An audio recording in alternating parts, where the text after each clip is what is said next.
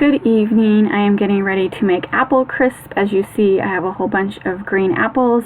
These are green apples my sister gave me. My nieces are getting the school lunch delivered at home, and the last couple weeks they've been getting these green apples. They don't like them because they are tart. Tart apples are perfect for apple crisp. So I got out my mother-in-law's Betty Crocker cookbook, and I am making apple crisp for the first time. So it's pretty easy, not that many ingredients. 4 cups of apples, tart apples is important, 3/4 cup brown sugar, 1/2 cup flour, 1/2 cup oats, 1/3 cup butter softened, 3/4 teaspoon ground cinnamon, and 3/4 teaspoon ground nutmeg. I happen to have all the ingredients in my cupboard, so this is the best part. I'm using up stuff in my cupboard, and I'm using up apples that would have been thrown away.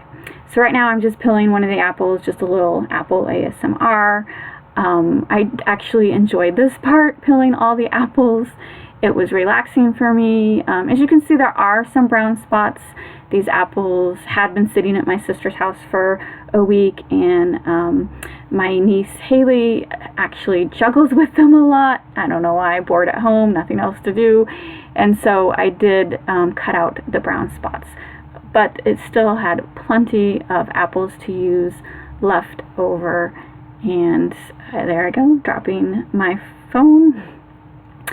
And anyway, after I peeled each apple, my husband cut them up into slices. Here is the dry ingredients I mentioned earlier. Put them all in a bowl, mix them together. These dry oats, I just used what I had in the cupboard, which was, of course, Quaker Oats Instant. It worked. The instant oats worked.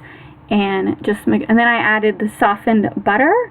The butter was, what was that? 1/3 cup butter softened. So mix the butter with all the dry ingredients to get it to kind of stick together. Sprayed a pan, my typical, what is that, 8x8x2. Spread the apples on the bottom. And then you take, well, there's my 4 cups of apples all together. Push it down, spread it around until they're all over the bottom of the pan. And then sprinkle the dry mixture on top. The recipe said sprinkle it on top. There was enough dry mixture that it completely covered the entire thing. So, but it turned out great. So really it was basically pouring the mixture all over the top.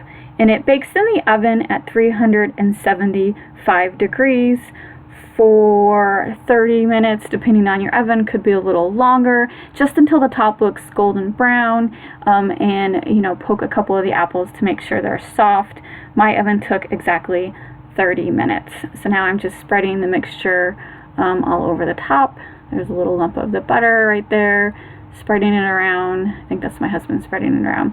He definitely helped me out on this since I had never made it before, but his mom made it for him a lot. And so definitely a childhood memory recipe. This is why I made it, because, just memories for my husband. So put that in the oven.